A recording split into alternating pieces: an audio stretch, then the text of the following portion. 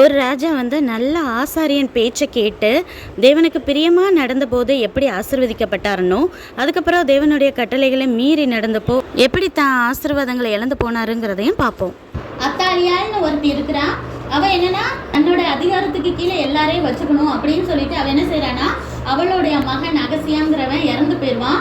உடனே கோவப்பட்டு என்ன செய்வா, அந்த ராஜ வம்சத்துல பிறக்கிறவங்கள நிறைய பேரை கொன்றுவா.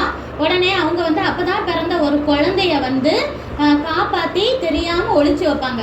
காப்பாத்தி அப்படி வளர்க்குறவ பேர் என்னன்னு கேட்டா யோசே பியாத். சொல்லுங்க, யோசே பியாத். அதுல யோய்தா அப்படிங்கிறவரும் அது சேர்ந்துதான் வளர்ப்பாரு அந்த குழந்தைய. அவர் யாருன்னா ஆசாரியர். சொல்லுங்க, ஆசாரியர் யோய்தா. சரியா? இப்போ அந்த குட்டி தம்பியோட பேர் என்னது? யோவாஸ். சரியா? அப்போ அவனை ஒளிச்சு வச்சு யாருக்குன்னே தெரியாம சாப்பாடு கொடுத்து எல்லாம் செஞ்சு வளர்க்குறாங்க. தெரிஞ்ச இவங்களை கொண்டுருவாங்க. அப்படித்தானே, நீங்க தானே வளர்க்குறீங்கன்னு சொல்லி. ஆனாலும் அவங்க உயிருக்கு பயப்படாம, சரி நம்ம ஒரு குழந்தைய அடுத்து வளர்த்தோம்னா அது ராஜாவாகும் சொல்லி தேவனுக்கு பயந்து இந்த காரியத்தை செய்யறாங்க.